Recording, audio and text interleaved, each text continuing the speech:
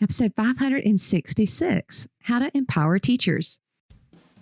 The 10-Minute Teacher Podcast with Vicki Davis. Every weekday, you'll learn powerful, practical ways to be a more remarkable teacher today. Today, we're talking with prolific author and principal, Evan Robb. He's a principal in Virginia with over 20 years of experience, been in education for a while. He has quite a few books, the Principal Leadership Sourcebook, the 10-Minute Principal. He has Team Makers from Davis Burgess, and then also an upcoming book called A School Full of Readers. And then he's got a TEDx talk that we'll link to in the show notes. But Evan, today we want to talk about empowering teachers, I guess from an administrative level. Is that the angle you want to hit? Yeah, it is, Vicki. And before we even begin at all, I just want to say that huge fan of your work. I've been listening to your podcast for quite some time. Appreciate all that you and everyone who is a guest on your show shares with the education community. So yeah, let's talk about empowerment. Okay. Can you empower teachers? Do you think some administrators are afraid to? Oh, absolutely. Some principals are afraid to do it, and absolutely teachers can be empowered. Empowerment has to do with feeling comfortable to let other people, in some cases, be leaders within the building, in many cases, be decision makers within the building, and to have a lot more autonomy over what occurs in their classroom, curriculum-wise and also pedagogically. Sometimes administrators are frankly a little bit insecure or are not comfortable to allow that. But what I would say, if we want people to grow in a building, you have to do that. No building can sustain if the principal is the quote unquote sole instructional leader of a building. I'm into the concept of, a leader amongst leaders. Now, and the other thing that I'll share is we talk a lot about empowerment of kids. It's a buzzword in education. We talk about agency for kids. What I want to really encourage is to bring that same kind of mindset to the teachers within the building, because you cannot talk about empowering kids within a classroom if you are not empowering teachers within your building. Oh my goodness, talk about a light bulb. Absolutely. I mean, I've never even thought of that. That's wow. I mean, when you ask teachers who aren't empowered to empower, you're asking them to give away power that they don't have in the first place to give away. Yeah, absolutely. One of the real challenges I see in education, and I've been a principal for a long time, is the importance to empower people and to have some real congruency between, your words and your actions and how you bring that into a building. So, a principal can talk about empowerment, but if their actions and what they communicate doesn't demonstrate empowerment, there's a problem right there. So I like this concept of the principal encouraging it, the principal demonstrating it, and the principal letting teachers bring that into their classroom and into the decision-making of the building, and then in turn encourage kids to do the same. Okay, so Evan, what are some practical ways to empower teachers? I think one practical way is professional development. I'm a byproduct of when I went to school of professional development being something that was done to me. I didn't have any say into the professional development that I received, and it was professional development, one size fits all. But if you're going to approach that from an empowerment mindset, you need to understand that everyone is going to have different areas that they need to grow on to become better at what they do day in and day out. I like the concept of personalization, professional development. And again, it's that same parallel I talked about a moment ago. We talk about personalization of learning. Why shouldn't teachers have personalization of the professional development that they receive? I think it sends a really powerful message when that's provided to teachers. And there are a lot of ways that can occur within a building.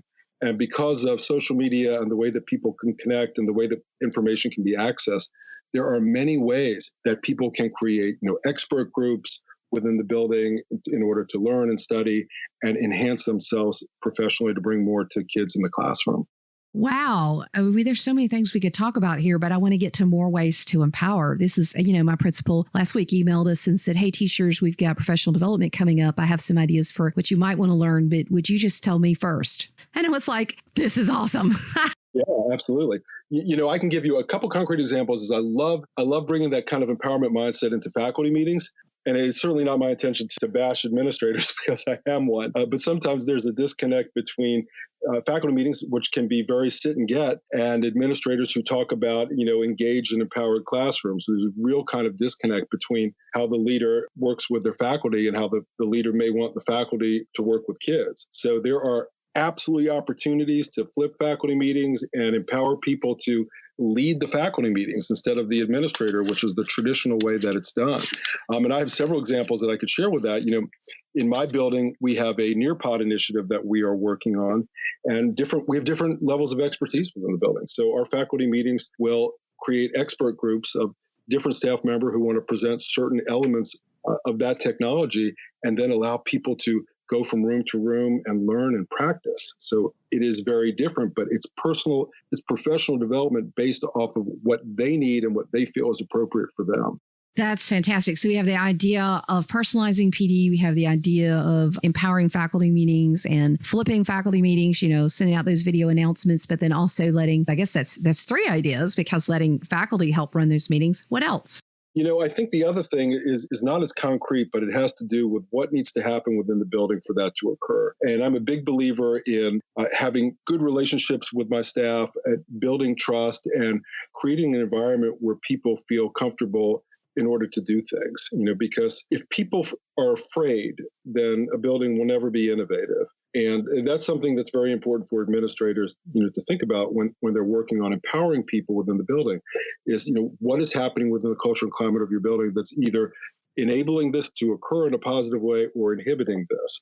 Another way that I like to empower staff, and this is a more concrete example for your listening audience, through faculty councils. And this is a little more applicable maybe in middle schools and high schools, but I enjoy setting up structures where department chairs can work with their departments to create goals that have parallelism to the building level goals.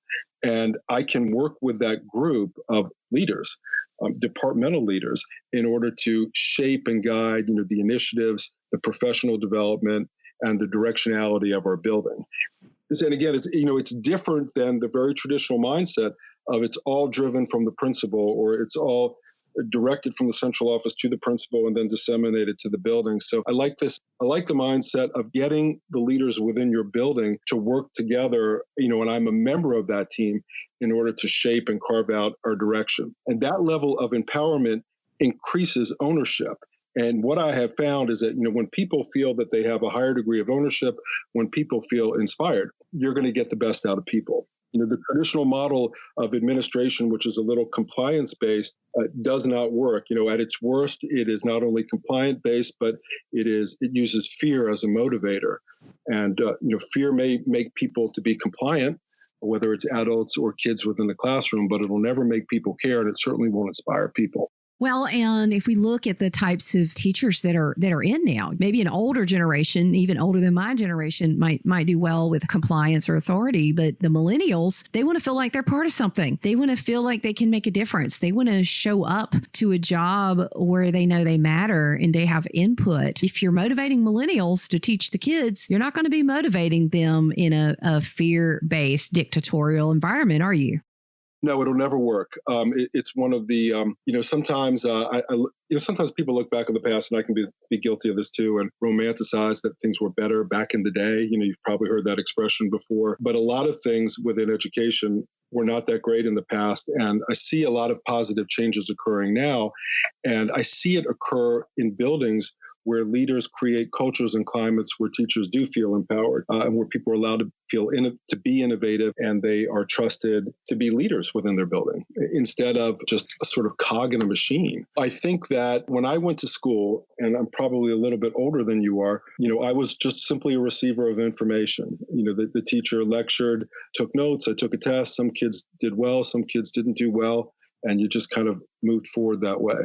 But now, if you look at some of the really interesting research that's coming out about what are the skills that we want our students to have when they leave middle school, when they leave high school, and when they leave college, it tends to be things like being a creative problem solver, being able to work collaboratively. Those kinds of skills do not come from drill and kill curriculum. They come from really thinking differently about your curriculum to give kids the skills. So it's not just the curriculum, but the skills that they actually will need in order to be successful contributors to society. Well, we've covered so much about empowering teachers. We have some very practical ideas, as well as kind of understanding the rationale and why the culture change has to happen and why this works and why fear and authoritarian methods do not really work so very well in schools now. So, Evan, thank you so much for sharing. You've got a lot of books coming out in 2019, a lot of great resources, as well as your TED Talk, which kind of seems to be gaining steam. That one's 2 ways to get into a swimming pool from June 2019, which you can easily look up or take a look at the show notes. Thanks, Evan. Thank you so much, Vicki. A pleasure to be on your show.